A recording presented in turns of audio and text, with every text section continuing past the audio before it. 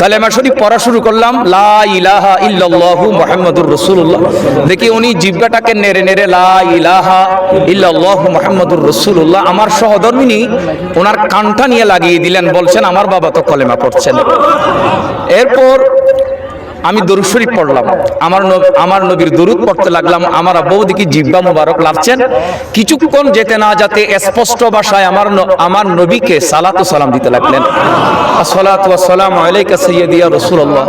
আমার দিকে তাকিয়ে রইলেন, কিছুক্ষণ চোখটা বন্ধ করলেন। আমার মনে হয়েছে আমার দাদির কোলে আমার বাবা ঘুমাচ্ছেন। ওয়া রাহমাতুল্লাহি ওয়া বারাকাতুহু। আলহামদুলিল্লাহ, আল্লাহর দরবারে অসংখ্য গণিত শুকর।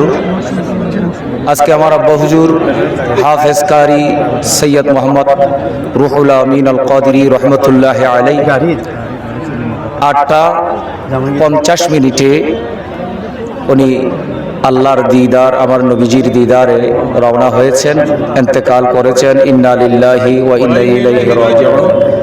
উনি আপনারা জানেন দীর্ঘদিন যাবৎ অসুস্থ ছিলেন।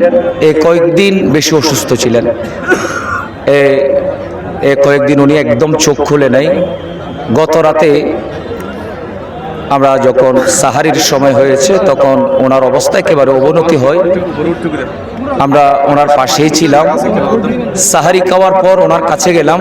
কাছে গিয়ে আমি নিজের হাতে 1 চামচ পানি দিয়েছিলাম। আমার সহধর্মিনী উনিও 1 চামচ পানি দিয়েছিলেন এবং আমার ছোট ভাই আমিন ফরহাদ উনিও 1 চামচ পানি দিয়েছিলেন। আজান হলো, আজানের পর উনি আর কোনো কিছু খাই নাই। আজানের পর থেকে আমরা অনেক চেষ্টা করেছি নেবুলাইজ করতে, অক্সিজেন দিতে, না উনি কোনোভাবেই নেবুলাইজও করে নাই, পানিও খাই নাই, অক্সিজেনও দেয় নাই। এরপর আমরা দীর্ঘক্ষণ ওনার পাশে বসেছিলাম। সকাল 8:40-45 যখন হবে তখন আমি দেখছি উনি হঠাৎ করে চোখ খুলেছেন। এতদিন চোখ খুলে নাই। উনি চোখ খুলেছেন কয়েক জায়গায় চোখ খুলেছেন। আল্লামা আবুল কাসেম নুরি মুদ্দাজিল্লুহুল আলী যখন তশরিফ এনেছেন উনি নুরি সাহেব হুজুরের কণ্ঠ শোনার সাথে সাথে চোখ খুলেছেন। এবং আল্লামা পীরে তরিকত রাহনুমায়ে শরিয়ত আলমবরদার আহলে সুন্নাত হুজুর আল্লামা মসিহুদ্দৌলা মুদ্দাজিল্লুহুল আলী আমার ঘরে তশরিফ এনেছিলেন গতকাল। উনি এসেছেন, আসা মাত্র উনি চোখ খুলেছেন। এভাবে আমাদের আল্লামা শামসুদ্দোহা বারি মুদ্দাজিল্লুহুল আলী উনি এসেছেন, উনি চোখ খুলে কথা বলেছেন। আল্লামা এম.এ. মতিন সাহেব হুজুর যখন এসেছেন উনি চোখ খুলে কথা বলেছেন।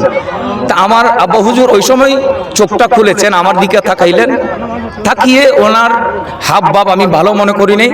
আমি সাথে সাথে ইস্তেগফার পড়লাম। আমি ইস্তেগফার পড়ছি, উনি ইস্তেগফার পড়ছেন।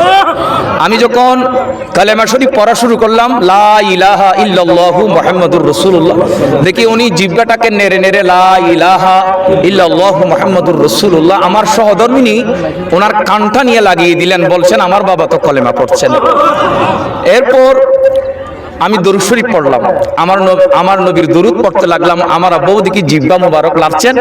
কিছুক্ষণ যেতে না যেতে স্পষ্ট ভাষায় আমার নবীকে সালাত ও সালাম দিতে লাগলেন, আসসালাতু ওয়াসসালামু আলাইকা সাইয়্যিদি ইয়া রাসূলুল্লাহ। আমার দিকে তাকিয়ে রইলেন, কিছুক্ষণ চোখটা বন্ধ করলেন। আমার মনে হয়েছে আমার দাদির কোলে আমার বাবা ঘুমাচ্ছেন। আমার মনে হয়েছিল আমার বাবা ঘুমাচ্ছেন। আমার বাবাকে আমরা এন্তেকালের পূর্বে ওনাকে আমরা গোসল দিয়ে দিয়েছিলাম।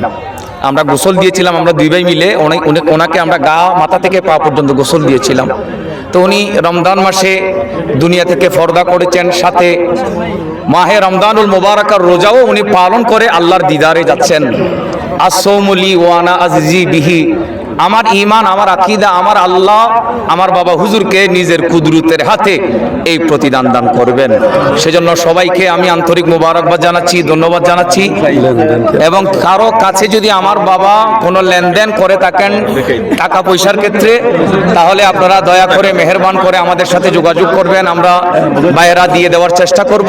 আমার বাবা যদি কারো কাছ থেকে টাকা পান, আমি আজকের এই জানাজার মাঠে বলে দিচ্ছি, আমি তাদেরকে আওয়াল আখেরে আমরা পারিবারিকভাবে ক্ষমা করে দিয়েছি এবং শুকরিয়া আদায় করছি আহলে সুন্নাত ওয়াল জামাতের সম্মানিত প্রেসিডেন্ট হুজুর আল্লামা মাইনুদ্দিন শফি মুদ্দাজিল্লুহুল আলী। উনি সব সময় আমাদের পাশে ছিলেন, আমাদের খোঁজ খবর নিয়েছেন, আমি ওনার শুকরিয়া আদায় করছি।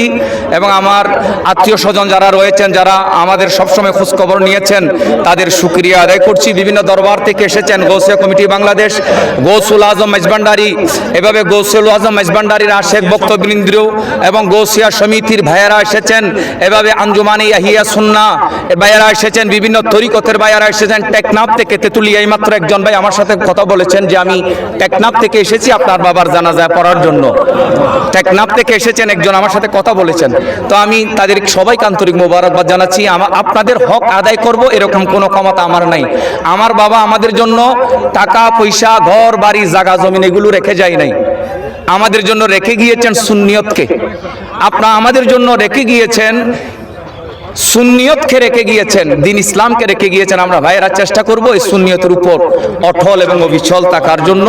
সবাই আমার পরিবারের জন্য দোয়া করবেন এবং ওলামায়ে কেরাম যারা তশরিফ এনেছেন, মাদ্রাসার মুহাদ্দিস, মুফাসসির, মুফতি, প্রভাষক সকলকে আমি আন্তরিক মোবারকবাদ জানাচ্ছি। যারা রাজনৈতিক ব্যক্তি যারা রয়েছেন, যারা রাজনৈতিক ব্যক্তি যারা এসেছেন, বিশেষ করে জাতীয়বাদী দল, আওয়ামী লীগ, ছাত্র দল, ছাত্রলীগ যারা এসেছেন, এভাবে যারা এসেছেন উপস্থিত হয়েছেন, সবাইকে আন্তরিক মোবারকবাদ জানাচ্ছি। ইসলামী ফ্রন্ট, ছাত্র সেনা, যুব সেনা সহ সবাইকে আন্তরিক মুবারকবাদ। দাওয়াত ইসলামী ভাইদেরকে আন্তরিক মুবারকবাদ।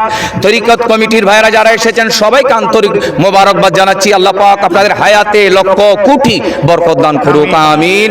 এখন আপনাদের থেকে আমি বিদায় নিচ্ছি। আসসালামু আলাইকুম ওয়া রাহমাতুল্লাহি ওয়া বারাকাতুহু। আসসালামু আলাইকুম। সম্মানিত উপস্থিতি, আমরা দেখছি পশ্চিম দিক থেকে অনেক মানুষ আসতেছে। আমরা আরেকটু 5 মিনিট সময় নেব সবার সিদ্ধান্ত মোতাবেক। এখন আপনাদের সামনে বক্তব্য নিয়ে আসছেন হুজুরের শাহজাদা সৈয়দ মোহাম্মদ শহীদুল আমিন মুরাদ। আসসালামু আলাইকুম ওয়া রাহমাতুল্লাহ।